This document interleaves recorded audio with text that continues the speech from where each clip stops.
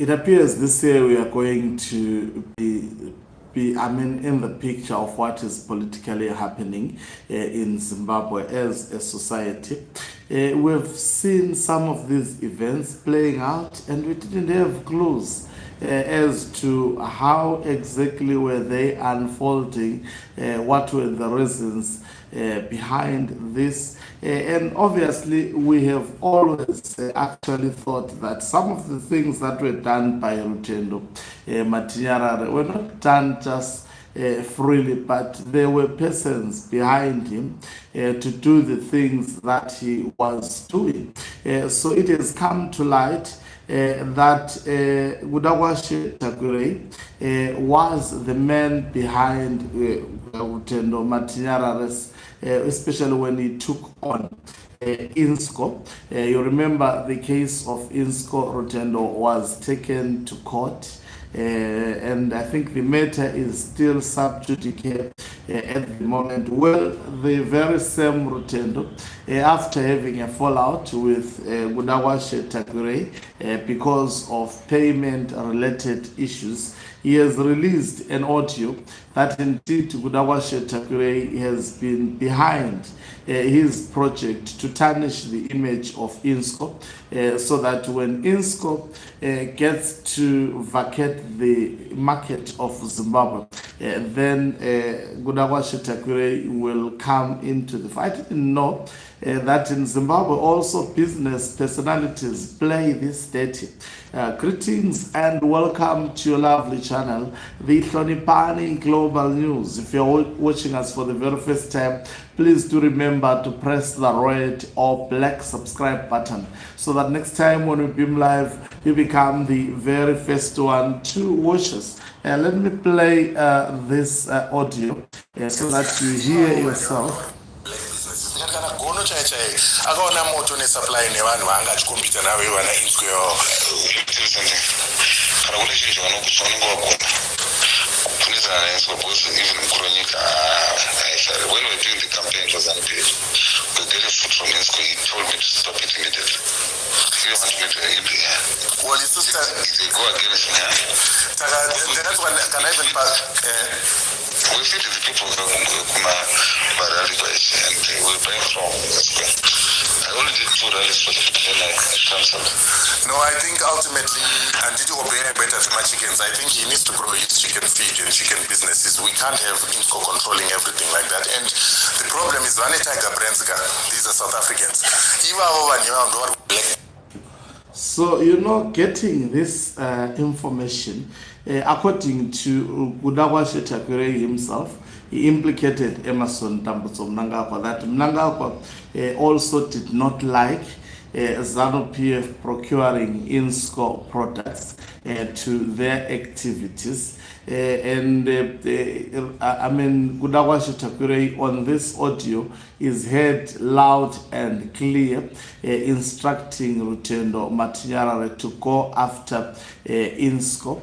Now, these are the people who say Zimbabwe is open for business. And if foreign investments come into Zimbabwe, foreign companies are operating, instead of fairly competing with these companies, what do? They go after these companies to tarnish their image. They play dirty to these companies. Then can we safely say and attest that Zimbabwe is open for business, whilst all these shenanigans are playing out and the head of the state being implicated? He hates some of the business players in Zimbabwe, yet he is saying Zimbabwe is open for business. So this audio reveals, beyond any reasonable doubt, that the Zimbabwe is open for business mantra was a lie to try and get investments so that they play dirty. When investors have already invested, put in infrastructure, built their market, because even if you are a foreign investor, you have to work hard in any country to build a market, to market your products. Just imagine the head of state demonstrating such hatred on Inscor. And Inscor operating in Zimbabwe, bringing investment in Zimbabwe to support the government initiatives to support Zimbabwe, then the head of state having such a hatred that comes from jealousy, because Inscor is performing well. It is even attracting customers from ZANU-PF. And we hear from the audio that Mnangagwa was not pleased about this, as well as Budawashe Tagwirei.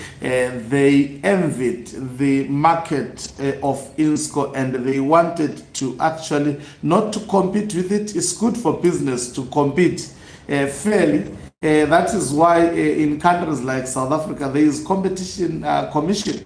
If you are not fairly competing, if this was happening in South Africa, I'm telling you, Budawashe Tagwirei would be in it in a big time, would actually be dragged to courts, and the consequences would have been dire. But it is in Zimbabwe.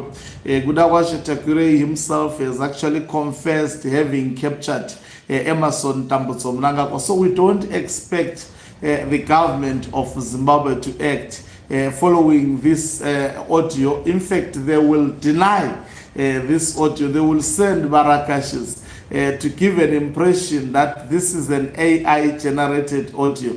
But you can hear clearly the voice of Budawashe Tagwirei, and this has been released by men who has worked with him, the men whom we see doing dirty works for Budawashe Tagwirei, that is Rutendo Matinyara.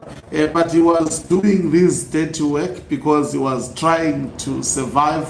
He saw a market, especially when it comes to doing dirty work from ZANU-PF, and he took the opportunity. You may call him an opportunist. I don't think he minds being called so. To him, what mattered is the money, and destroying Inscor. These people, they don't care how many people has Inscor employed in Zimbabwe.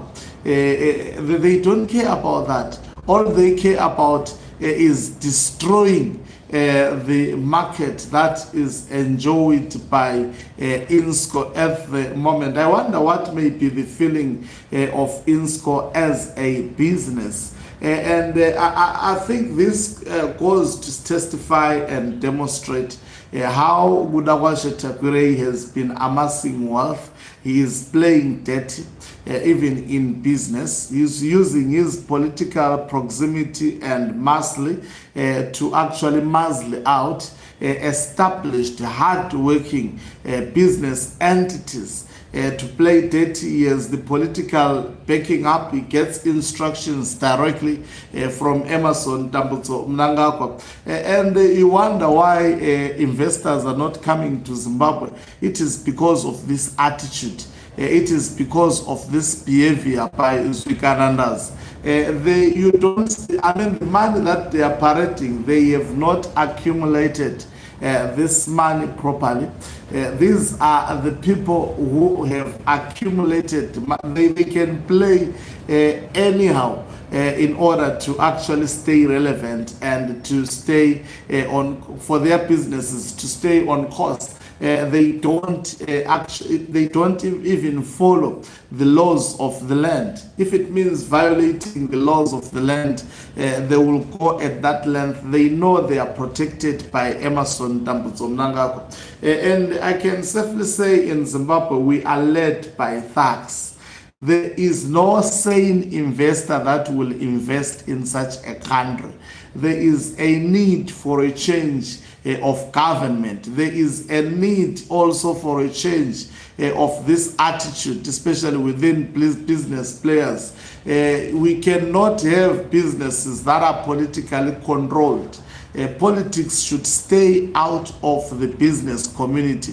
The business community should actually exist as an independent entity that is helping also to develop the country. In all developing countries, you will notice that there is good partnership between the government as well as also private entities. And there are laws in place to govern business. And there are laws in place also to protect investments, because no one can invest in a risky country like Zimbabwe, whereby you throw your investment and then you will have the president and his Ugandas targeting you, especially when they see you becoming successful. Thank you very much for watching us. If you are watching us for the very first time, please do remember to press the red or black subscribe button so that next time when we beam live, you become the very first one to watch us. You can financially support this channel